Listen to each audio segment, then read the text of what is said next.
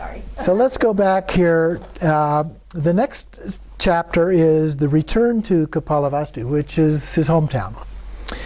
And so he's struggling to articulate the ineffability of his realization. Roused by compassion for humanity, he determined to return to public life to share what he now knew. So this relates to the idea initially where he thought, nobody's going to believe this, I don't know how to explain this, and so forth, and so I'm just going to sit here by myself. But eventually he becomes convinced that he could possibly share it with at least some people.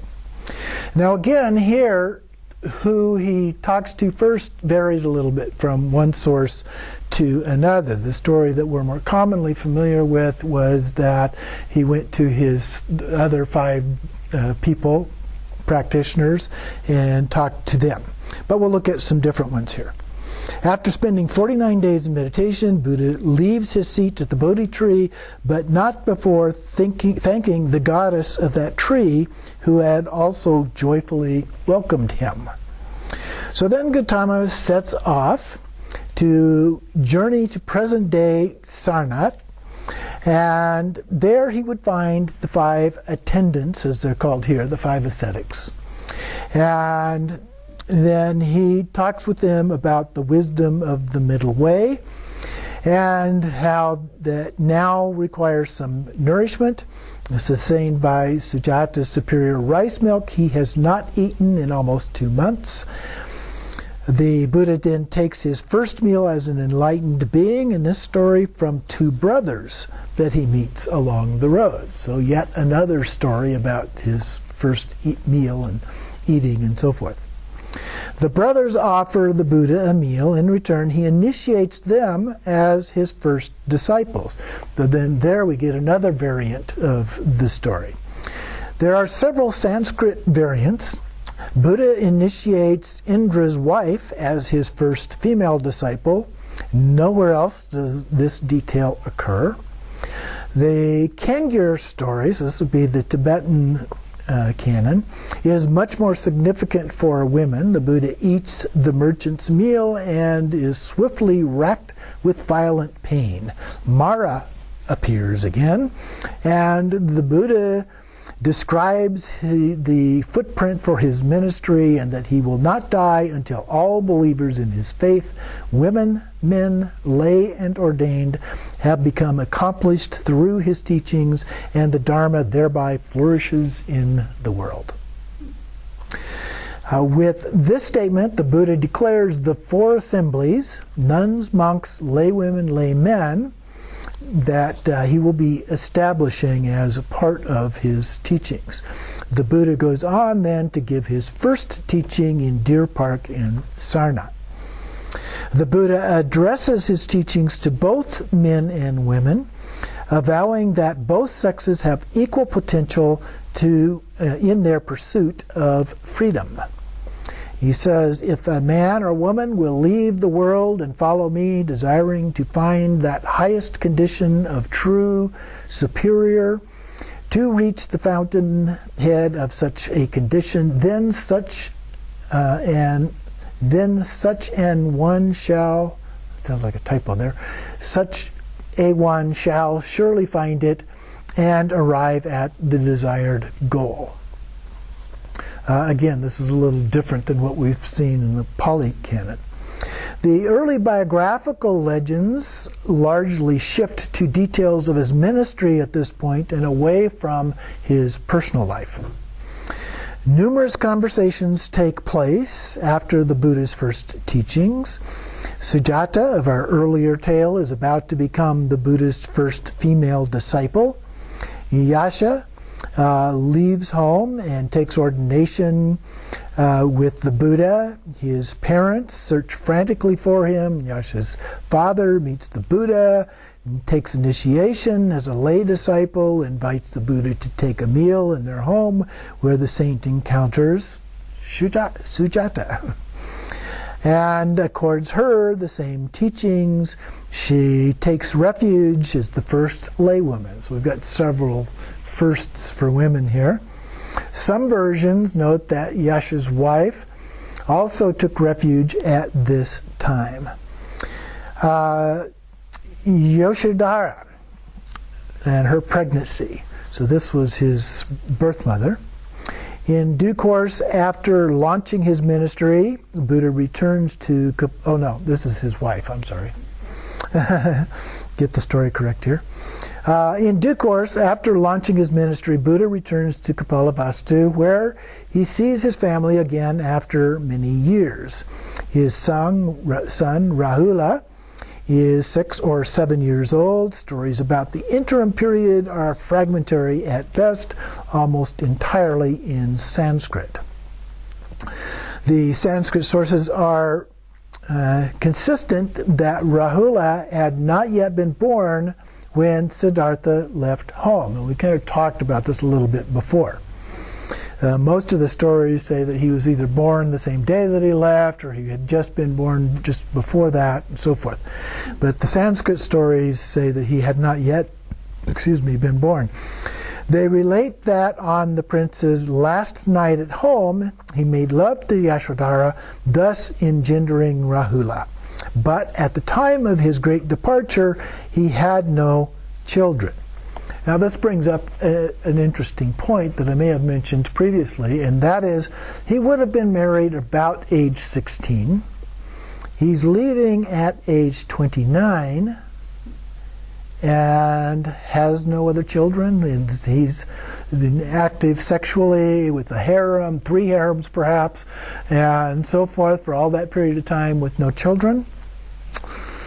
Raises some questions about the likelihood of that. Anyway, traditions diverge sharply when it comes to the counting of Rahula's age. Pali accounts have the Buddha returning to Kapilavastu almost immediately following his enlightenment, or 6 or 7 years after his great departure. Most Sanskrit legends maintain that he did not return home for 12 years, or 6 years after his awakening. Yet both scenarios, Rahula is 6 or 7 years old. Magic. Okay, so these differences give rise to confusion about Rahula's birth. The Sanskrit tradition, Rahula was born 6 years after Siddhartha left home. So here's the elephant in the room. Rahula's paternity. Who's the father? The Pali tradition is mostly silent, but has little known vignettes that appear in Sanskrit literature. Suddhodana and Yashodhara's father, Buddha, have kept track of the prince by sending out spies who bring back daily updates. Yashodhara is greatly distressed, vows to emulate her beloved husband, and begins austerities as well. Her pregnancy mimics the gestation of her husband's spiritual quest, both of them lasting 6 years. Yashodhara gives birth to Rahula at the exact moment the Buddha becomes enlightened. The Sanskrit sources explain their son was so named because an eclipse, Rahu, of the moon took place that night. Shuddhodana is overjoyed, and this passage also asserts that the conatal birth of Ananda happened that night. Once Rahula is born, an entire new sentiment surfaces in these Sanskrit legends. The king is outraged because he believes Yashodhara has been unfaithful. He no longer appears to subscribe to the theory of the 6-year pregnancy. That was one of the theories, is that she was pregnant for a period of 6 years. In Kangyur, Yashodhara is extremely distressed that her honor would be in question. In Chinese stories, they throw Yashodhara into the fire, and the fire transforms into a cool lake. In another story, it adds a graphic detail where Shuddhodana is so angry with Yashodhara that he calls an assembly of Shakya princes to decide her punishment. The all-male council comes up with the horrendous suggestions, which include that she should be whipped, burned, mutilated, blinded, impaled, or buried alive. This meeting takes place 6 years after her husband left.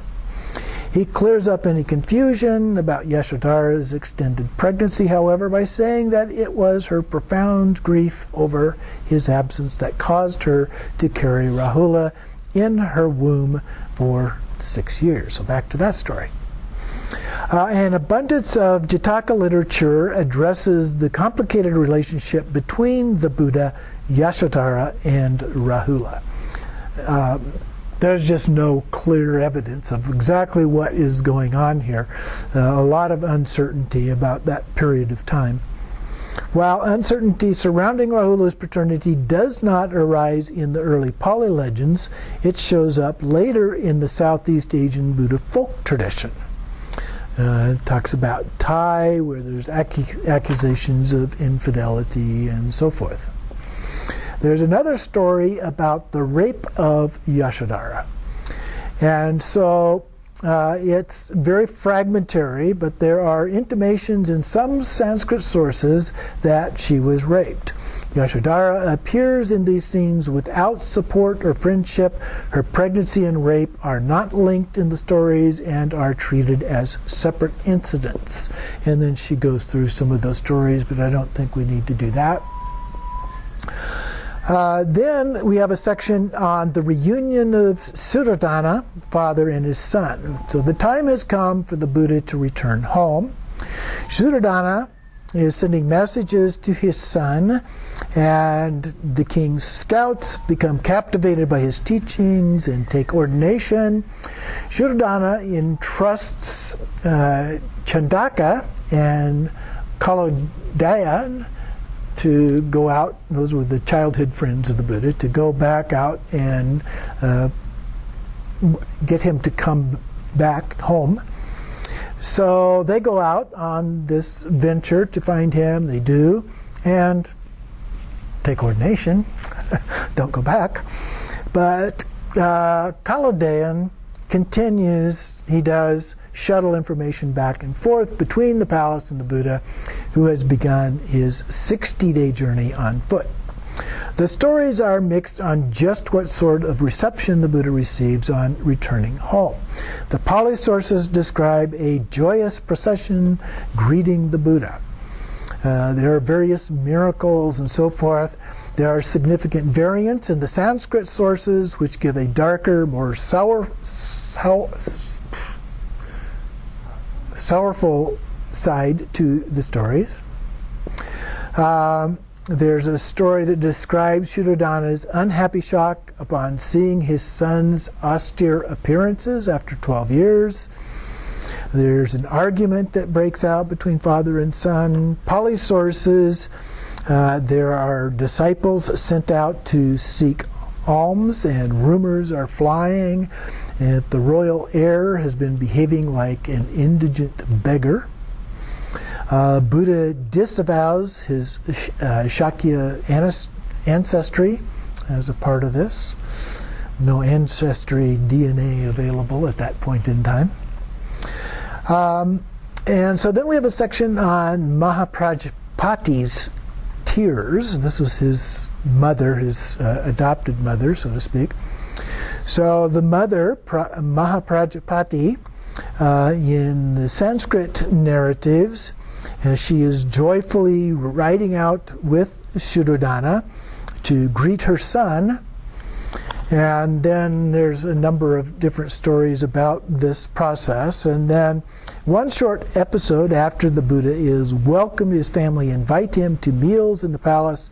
First he dines in Suddhodana's palace, after which Mahaprajapati invites him to dine separately as her guest in the women's quarters. The Buddha arrives with his retinue, wearing the mendicant's robe, carrying an alms bowl. Mahaprajapati reverently serves her son herself. At the conclusion of the meal, the Buddha proceeds to give his mother and the women of the harem a Dharma teaching referred to as the graduated discourse on Dharma. And so this includes charity, morality, heaven, merit, and the fruition of merit. So Buddha goes on to teach about the Four Noble Truths, and then by the conclusion of the evenings, she has attained clear Dharma insight, pure and unsullied. She goes on to become the first and foremost of the early Buddhist nuns. That doesn't happen right at this moment, though. There's more stories about that. The episode is noteworthy because the Buddha's teaching audience is entirely an assembly of lay women, perhaps those who later followed their queen into taking ordination. So the next has to do with stories about Rahula meeting his father. So after 12 years, Yashodhara and her husband soon meet again. She was angry, shattered when Siddhartha left. She now faces humiliation of scrutiny surrounding her pregnancy and her son's paternity. Yashodhara is overcome with emotion on seeing her husband. She is unable to contain herself, and she held him by the feet and wept. In the Pali tradition, there's no suggestion of an ill-timed pregnancy or sexual adversity. The Sanskrit sources offer an entirely different spin, as we've already seen. And so now Rahula, about 6 years of age, born 6 years after his father had left home, with Rahula standing before the Buddha, Suddhodana asks, "Is it true or not that this is your son?" And so the Buddha replies, "Yashodhara is perfectly pure and innocent. This is my son." There are Jataka tales, stories that explain some of the karmic history related to the 6-year pregnancy, kind of rationalizing the 6 years of pregnancy. And there's an additional account on Rahula as a little boy, where upon seeing her husband, Yashodhara dissolves into tears, and Rahula asks why she weeps. And she responds, "My child, yonder mendicant, whose skin is bright as gold, is your father." Rahula is overjoyed. He dashes into the assembly hall, plops down by the Buddha, and pulls his father's robe over his head. And then in a related story, Shuddhodana proclaims that anyone telling Rahula that the Buddha is his father will be put to death. The boy turns to Yashodhara and begins a lengthy interrogation about the identity of his father. Yashodhara, fearing reprisal as a part of this, and then it goes on kind of a give and take about all of this. And then at last Yashodhara tells Rahula that in fact the Buddha is his father, even though she's afraid of what the consequences of telling him might be. So Rahula is allowed then to ordain at the young age of 6. In the Kangyur, Rahula meets his father under a more magical circumstances, and Yashodhara is still very much in love with her husband. She gives 500 coins to a sorcerer who devises an aphrodisiac, and she gives the magic confection to Rahula and tells him to take it to his father, trying to seduce him. And then the Buddha devises a plan to vindicate her, creates an apparition of 500 illusory replicas of himself. So as Rahula arrives, the boy recognizes his father among them and carries out his mother's instructions. However, the Buddha hands the aphrodisiac right back, and Rahula ends up eating it himself. And he becomes then smitten with his father, which leads to his ordination. A very different story. Yashodhara then employs further methods of seduction, and when all fail, she attempts to commit suicide. The Buddha saves her, but clearly she is very unhappy. The ambiguity surrounding Rahula's paternity isn't exactly cleared up. Pali sources don't address the issue and transfer the literal notion of paternity into one of inheritance, where the legal heir to King Shuddhadana's throne still has not been designated. And will the Buddha accept Rahula as his heir? This can be viewed as an indirect method of legitimatizing him as a biological son. And so Yashodhara is here saying, that is your father, go now and ask for your inheritance in this particular story. So Rahula approaches Buddhahood and demands his inheritance, and the Buddha pays no attention, follows him around. Finally, without ever acknowledging the boy, the Buddha reflects on the transient nature of wealth Rahula is seeking and directs Shariputra to ordain the little boy immediately. He sidesteps the issues of paternity and inheritance altogether. Rahula's ordination is treated at length in the stories. And so we continue our story here. This is the king's worst nightmare. He weeps. Not only has the kingdom lost Siddhartha and now Rahula, but Shuddhadana's son Nanda has taken ordination several days earlier. So Shuddhadana makes his way and beseeches the Buddha to adopt a rule that would require permission of both mother and father before ordination of a boy. And the Buddha agrees. And that rule is still in place today. So Mahavastu text has a different twist on this, that once again points to questions surrounding Rahula's birth. Shuddhadana asked for 7 days to prepare Rahula for ordination. Due to the Buddha's absence, the boy was never accorded the proper ceremonies. So they need some time to do this. Perhaps most unusual is horoscope had never been cast. So the Buddha agrees to wait the 7 days. Now Yashodhara tries to dissuade her son from becoming a monk. So it gives a story about that. Rahula refutes her arguments, essentially saying, if my father can do it, so can I. As Yashodhara accepts his decision and proceeds to give him motherly advice on how to conduct himself as a renunciate. So now we move on to the women during the Buddha's ministry.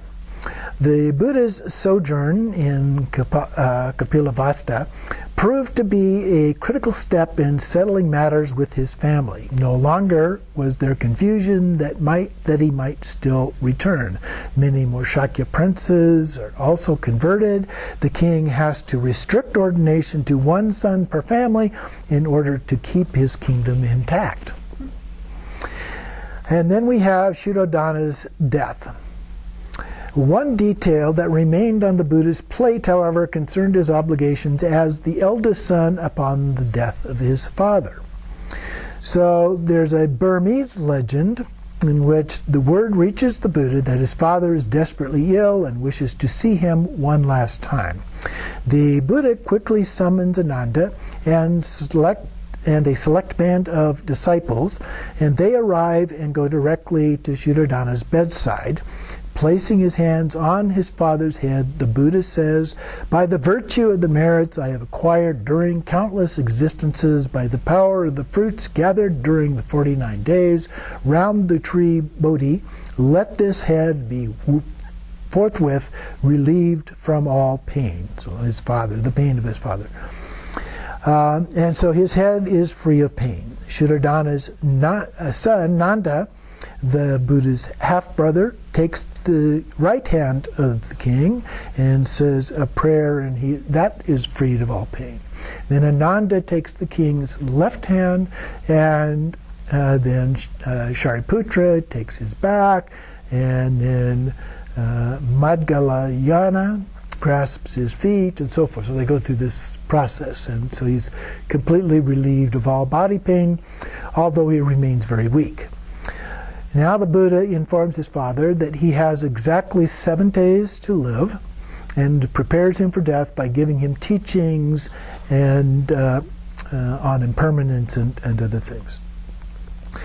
The question of who succeeds the king is never clearly answered in the legends, and it would be only a short time before the Buddha's own death when the clan would be laid to waste by war with the Koshalas and Kapilavastu would be destroyed.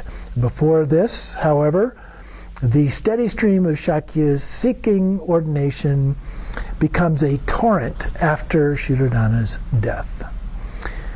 Both women and men as a part of that. So we'll take another little break here.